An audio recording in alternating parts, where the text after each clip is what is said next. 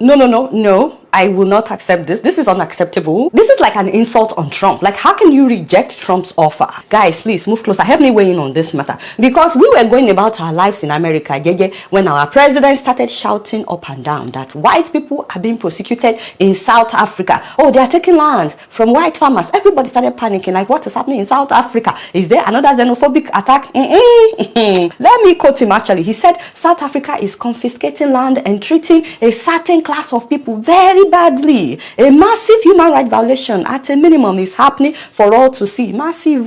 United States will not stand for it. I will be cutting off all future funding to South Africa.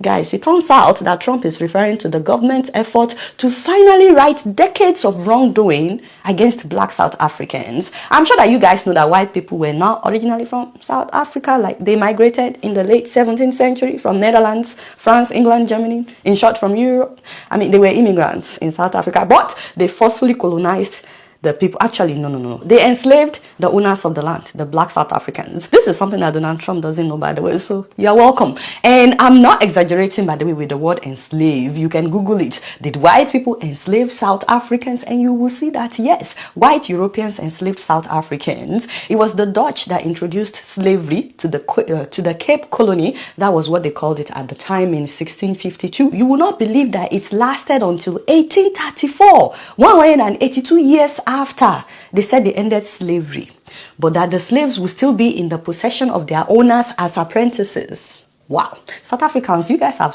suffered. Fast forward to 1913, they came up with what they called the Natives Land Act that literally pushed all the black people in South Africa to certain parts of the country, making sure that they occupied only 8% of their own land. Can you imagine? And this act restricted them from owning land everywhere else in their own country. I can't even imagine white people forcefully taking lands from Nigerians and then limiting us to only 8% of our country. And by the way, where they were relocated to was very strategic. They were put at like borders of major cities in order to make sure that they could easily come into the cities where white people lived to work for them. And by work, I mean to clean for them, to cook for them, to take care of their children. Basically, everything that you use a slave for. And they were made to work on white people's farms, which was actually their land, but now they were cultivating it for the white people. And you know, the sad thing is, if you go to South Africa today, you can still see that segregation. I mean, they're literally separated by meters. When I went to South Africa, I saw it, I was shocked. So on one side, you have beautiful homes with backyards and electricity, running water.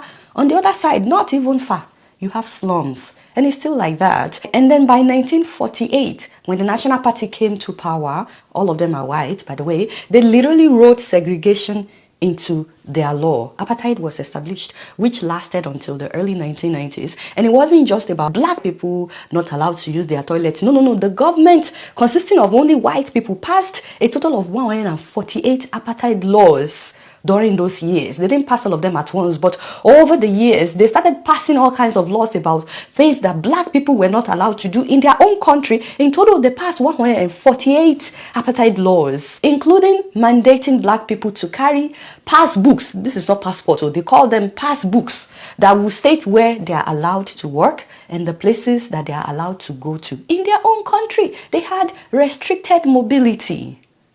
Just imagine that. So if they go anywhere else that is not written in their passbook, they could be arrested. The white minority basically controlled where black people could live, where they could walk, even where they could worship. They were not, of course, they were not allowed to use the same toilets as white people. If they were working at a white person's house and they needed to pee, they had to keep it in. They had to hold it in until they got to where black people were allowed to pee. It was very similar to what African Americans went through in America. The only difference is they were going through it in their own country. They were not allowed to use the same movie theater. Black students were educated in a separate system that was considered inferior. Housing was allocated by white people based on race. Employment was allocated based on race. Interracial marriage was not even allowed at all. It was illegal for you to date a white person if you were black. Millions of South Africans were forcibly removed from their homes so that white people could occupy those lands and turned it into their own towns. Can you imagine that they had white-only churches at that time? And they had white pastors who claimed that God supported apartheid. Just imagine. And while all this was happening, by the way, they were exploiting the diamond wealth of the country, making profit on both ends, because since they were already in control, they were already in charge, so they were exporting it as if it was their diamond. So the majority of the profit was going to the white colonial powers. The local people saw very little benefit, and they had to endure harsh working conditions in the mines. They were the one doing the legwork, but the white people made the main profits because they were exporting it as if it's theirs. And of course, they were shipping it to their countries, to their continent, so they were making profits on both ends. And a lot of people will tell you today that so many European countries, so many Western countries were developed by the natural resources that were stolen from Africa. Now, the worst part is black people were not allowed to become lawful citizens of their own country. They were not allowed to be full citizens. And since they were not even considered full citizens, they were not allowed to participate in politics. Not just that, they had no voting rights. I mean, they were not allowed to vote in their own country. And of course, they were not given international passports. Remember, they've already restricted their movement, so traveling abroad was not easily allowed. And this went on until the early 1990s, when apartheid officially ended and a democratic government was formed in 1994. Hopefully, though, this gives you an insight into why a lot of Africans still today don't understand the justification for xenophobia, because so many African countries actually stood by South Africa when they were going through all this, fighting for their independence. Nigeria was in the forefront of fighting for their liberation, to the point that Nigeria was issuing international passports and facilitating travel for South Africans seeking to leave the country under the oppressive regime by providing them with Nigerian passports. I've seen all kinds of arguments, some people saying that the reason some South Africans, and not all of them by the way, don't misquote me, the reason why some South Africans don't like other black Africans is because they're still healing from apartheid. So it's hard for them when they see other black people like them come into their country and thrive regardless of the system. But the black Africans are not the enemy. But I digress. Now, everything that I said is just history. I have nothing against any white South African, but I needed to, give you this background story for you to understand why now they're trying to get their land back. In any case, it's been 31 years now since the end of apartheid. But do you know that till today, the vast majority of private farmland in South Africa, 72% to be precise, is still owned by the country's white minority, 7% of the population, but they own 72% of the land. I mean, black people have been hoping for their land to be given back to them since the end of the apartheid. They've been debating this for decades. So many black people are upset. So finally, they passed a land expropriation law in January of this year that aims to address the legacy of colonialism and apartheid. And by the way, the law that they passed in January, the one that Trump is upset about, does not say that land will be seized arbitrarily. No, they are actually targeting lands that are not being used, and they are also saying that there will be an agreement with the owner. Any land expropriations would still have to go through South Africa's independent courts. There is no intention of the state to expropriate any land that is being used, that is being productive. Residential property, commercial property, farmers, mines are not going to be affected. You can only expropriate in circumstances where there is no current use of the property. There are instances where it says expropriation without compensation could take place. Those include things like where the state or organs of state owns land, but they don't need to hold on to it because they don't need them to exercise their core functions. Meanwhile, I've also seen the video of Julius Malema chanting "Kill the Boer, kill the farmer" at a stadium in 2023. I do not support him singing that. However, they've actually been singing our song since the time of apartheid. It wasn't Malema that invented it, and I'm not making an excuse for him, but it was popular in the early 1990s by Peter Mokaba, a leader of the African National Congress during the time of segregation. Again, I'm not saying that it should still be singing that song. Apartheid has ended, people are trying to live together in peace, but they are also hoping to be treated fairly, to be treated equal in their own country. So now that you have a better understanding of why the government in South Africa wants to get more land for black people, because even though apartheid is over, whoever owns the land is still the one in control of the economy, because this is monopoly on the land, and of course they are the largest farmers, huge source of income because people have to eat. So till now, white people still own the lion's share of all forms of capital in South Africa. And the people are not saying that we will do to white people what they did to us. No, they're just saying give us more land. It is after all our land, because Because if white people, who are only 7% of the population, are still in control of 72% of the land, is apartheid really over? Today, 60% of the mostly black population of Cape Town lives in these townships at the edge of the city. The thing is, Cape Town city center has land to develop, but because of its location, it's valuable. So it usually gets sold to private developers who build luxury apartments. Nearly $1 billion worth of them are going up by the coast. Only for the US president to see that white people are being prosecuted. Terrible things are happening in South Africa. The leadership is doing some terrible things, horrible things. They're taking away land, they're confiscating land, and actually they're doing things that are perhaps far worse than that. But the South African situation is very, very dangerous and very bad for a lot of people. So did Trump know about the apartheid when it was happening? Of course, yes, of course he does. Did he help the South Africans at the time? Not that I'm aware of. But what I do know is after Mandela was released and he was trying to visit the US as part of a world tour, his people contacted Trump because he had an airline at the time and he charged them $130,000 to fly Mandela and his team, which is okay. It's business, you know. Could he have done it for free? Of course, but nobody is even asking him to do it for free. That's not even the issue. The issue is during an interview before election day, someone asked him about it. They said, oh, you helped Mandela with your plane. And he said, yes, I did, because I like helping people. And I don't like talking about it. Like, he did not say he collected money, $130,000 to be precise. How do you forget that kind of detail? Nelson Mandela and 80 of his constituents were trying to come to the United States. Yeah. You chartered a 727 plane for their entire trip. Yeah. I just like helping people.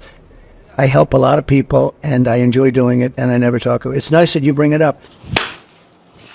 Guys, by the way, when they contacted him, they asked to use his private jet. They actually wanted to use his private jet, and he said that his private jet was being serviced. So then he offered them a commercial plane and charged them $130,000. But you know, the most painful thing was hearing his personal lawyer, Michael Cohen, in his book reveal that Trump actually never liked Mandela. That he said Mandela effed up the whole country. Now it's a shithole. He quoted Trump saying, F Mandela, he was no leader. And I remember that time South Africans were so upset, like, who the hell are you? Like, what the heck? Can you imagine? So of course he knew about the apartheid when it was going on. Okay, enough of the history lesson. Let's get back to him threatening South Africa. This was the response of South African president, by the way, when Trump threatened them. I don't know what Donald Trump has to do with South African land, because he's never been here. And he must keep his America, we will keep our South Africa. That's what he must do. South Africa is our land. South Africa belongs to all the people who live here in South Africa. It does not belong to Donald Trump. He can keep his America. He must leave us alone. Stay out of our issues. Who's love Africans? Other Africans that are not from South Africa, please tell me. Can your president speak to Trump like that? Like, testify in the comment section. I'm very sure that Alaji will even say more. Yes, let me know in the comment section. Why are some of you laughing? Only for Trump to end all funds to South Africa. Can you imagine? And he didn't stop there. He signed an executive order to resettle white South African farmers in the US. I mean, He's offering asylum to all white people in South Africa to come and be refugees in America because they are being persecuted. Which brings me back to the beginning of this video. Imagine my shock when some of them said no to Trump. House like that they were not interested. I said, no, I will not accept that. Like, watch this. Yeah, why would you want to go? There hasn't been any really bad taking over of land. The people are carrying on like normal. And, you know, what are you going to do over there? And he had this to say about Trump cutting off aid to his country. We all know how Mr. Trump behaves, you know, so it's not, why should they do that? It is being spiteful. No, I'm not a refugee. Me, I come from South Africa. I'm indigenous from here.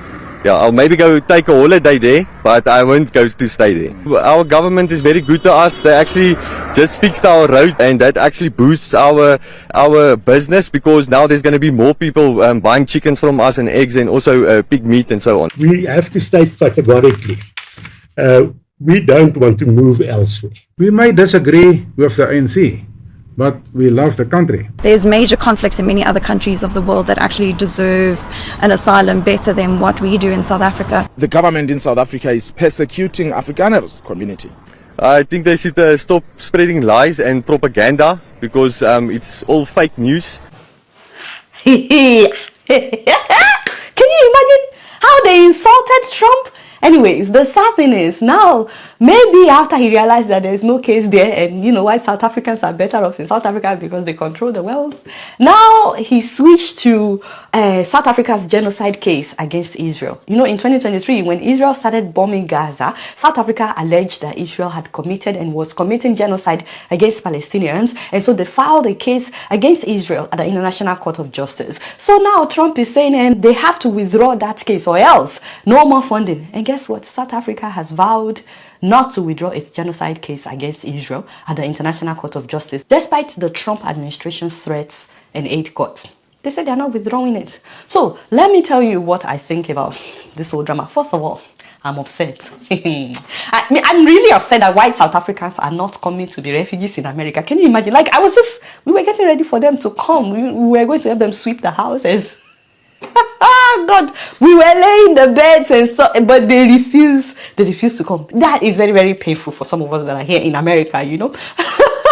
The second thing is, does Trump know that there's actually a war going on in Sudan, in the DRC, Democratic Republic of Congo, and there are people there who actually desperately need asylum invitation? Or is this invitation based on the color of the skin? That's what I'm trying to understand, because nobody attacked any white farmer in South Africa, yet they are being given free asylum invitation. What about those who are being killed? Those who are being displaced in the Democratic Republic of Congo, in Sudan? Are they not deserving of being invited to come and seek asylum in America? Are we being selective in who deserves to be protected? I'm really looking forward to your comments, but real quick, one thing that is not based on the color of your skin is the performance of Lemfi app on your cell phones. Yes, it is still the month of love. Happy Valentine's Day, by the way. How y'all doing? I hope you guys enjoyed it. This Valentine's season, Lemfi does not discriminate whether you are white or black. Everybody is invited to download this app. It will only take you 1 minute to download it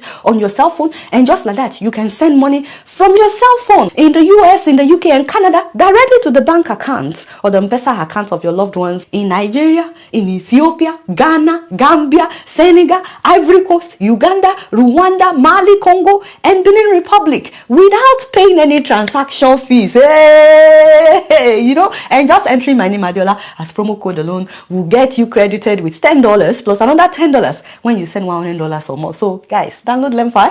After all that history lesson, just sit down, take a minute, and do what? Download Lemfi. I can't wait for Lemfi to start working in South Africa as well. Let me know what you guys think about that. Trump versus South Africa, and the fact that they rejected his offer. In another video, we will be talking about this video, which I'm sure many of you have seen.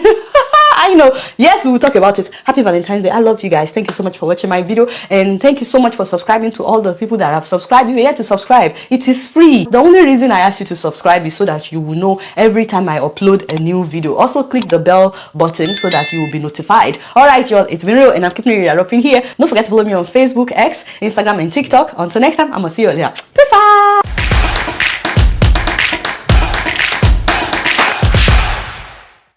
Our light in Nigeria has gone from good to worse.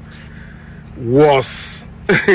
From good, from 70, they moved to 25. No light anywhere. Even we, the band Haze, are suffering. Leave all of us for one band. That band na cheating, because you only give me 10 hours now in band Hay. That is fraud. This is not right. Gone are the days that we dey see ice block. Now hot water we dey drink. Ice block now commodity. For your water to be very cold na wahala. All the things where they freezer they spoil.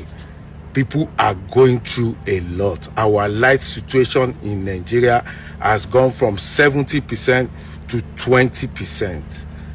Good to worse. Do the light, promise us light. Whichever way, by all means necessary, you must have electricity, and you will not pay for estimated bill anymore.